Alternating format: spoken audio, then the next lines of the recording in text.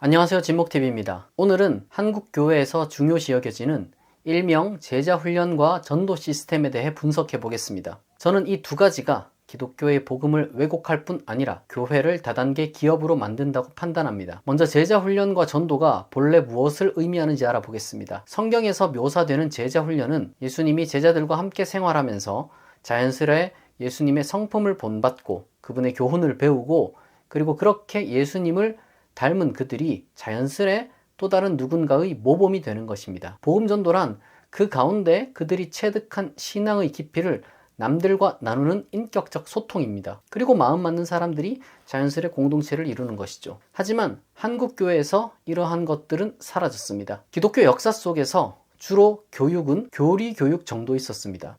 세례문답을 위한 것이었죠. 그러다가 식민지 개척과 더불어 본격적 세계 선교가 시작되었습니다. 그러나 한국 교회에서의 제자 훈련과 전도 시스템은 그것과도 다릅니다. 도시 속에서 개교회의 성장을 의미합니다. 그리고 한국에서 유행하는 거의 대부분의 제자 훈련은 미국 내 성공한 도시교회로부터, 전도 시스템은 미국 내 성공한 대학생 운동 선교 단체로부터 각각 수입해온 것들입니다. 저마다의 형태가 있으나 제자 훈련 방식은 주로 조직신학적이지도 성서학적이지도 않은 어떠한 교재를 사용한 내용을 가르치는 방식입니다. 성경 구절을 제멋대로 떼어내서 자의적으로 구성한 그런 내용들이죠. 그 목적은 교회라는 조직을 위해 봉사하는 사람, 특히 전도하는 사람을 만드는 데 있습니다. 다음으로 전도를 생각해 보겠습니다. 한국 교회에서 제자 훈련과 연결되어 있는 전도의 가장 전형적인 것이 바로 사형리입니다. 사형리는 네 가지 영적 원리라는 뜻인데요.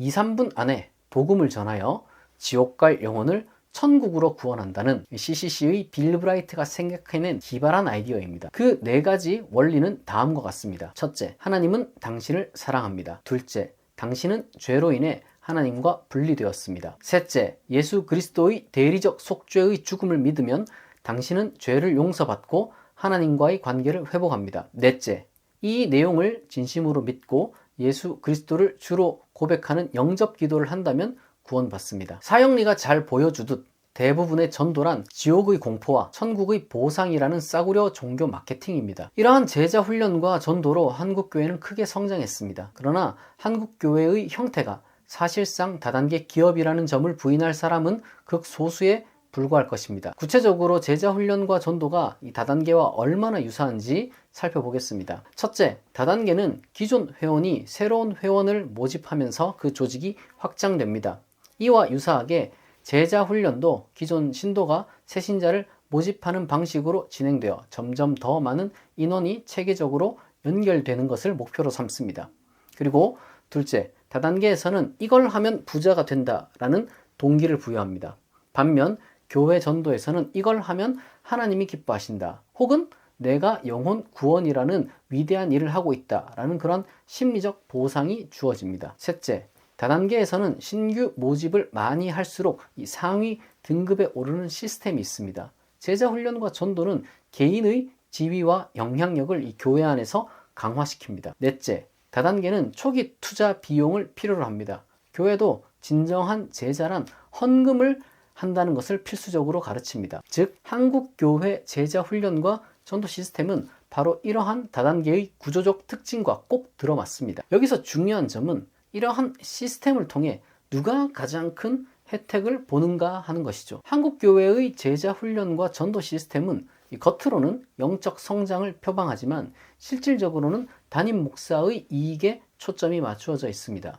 마치 다단계 조직의 탑 리더 시스템과 같습니다. 구체적으로 담임 목사는 재정적, 권력적, 사회적 이익을 얻습니다. 교인 수 증가에 따른 헌금 규모 확대는 담임 목사의 직접적인 수익 증대로 연결됩니다. 간혹 스스로 이와 같은 제자 훈련이나 전도 시스템 프로그램을 만들었을 경우 교재 인쇄라든지 세미나, 강의 등을 통한 부수입도 얻습니다. 게다가 은퇴 시 퇴직금과 별도로 전별금을 요구할 수도 있게 됩니다. 또한 제자훈련 수료자들의 절대적 충성심을 확보하고 제자훈련을 명분으로 한 직분자 임명권을 갖습니다. 제 아무리 민주적 절차 시스템을 갖고 있을지라도 교회 성장의 공을 독차지함으로써 교회 내 모든 의사결정에 절대적 영향력을 가진 독재자가 될 수 있습니다. 세습을 하건 사업을 하건 사실상 반대 의견이 있을 수 없습니다. 그리고 가장 중요한 이익이 바로 사회적 지위입니다. 담임 목사는 교인 수를 기반으로 한 사회적 발언권, 정치적 영향력, 각종 언론 노출과 방송 출연 기회 등을 얻습니다. 결론적으로 한국 교회의 제자 훈련과 전도 시스템은 예수님의 복음과 그분의 제자됨에 대한 모욕입니다. 그것들은 본회포가 말한 우리 교회의 철천지 원수인 싸구려 은혜에 불과합니다. 예수님은 이렇게 꾸짖으셨습니다. 화 있을진저 외식하는 서기관들과 바리새인들이여, 너희는 교인 하나를 얻기 위하여 바다와 육지를 두루다니다가 생기면 너희보다 배나 더 지옥 자식이 되게 하는도다. 이 말씀이 한국교회를 향한 예수님의 꾸짖음임을 기억하고 진정한 예수님의 제자가 되는 길을 선택하는 한국교회가 되기를 진심으로 바랍니다.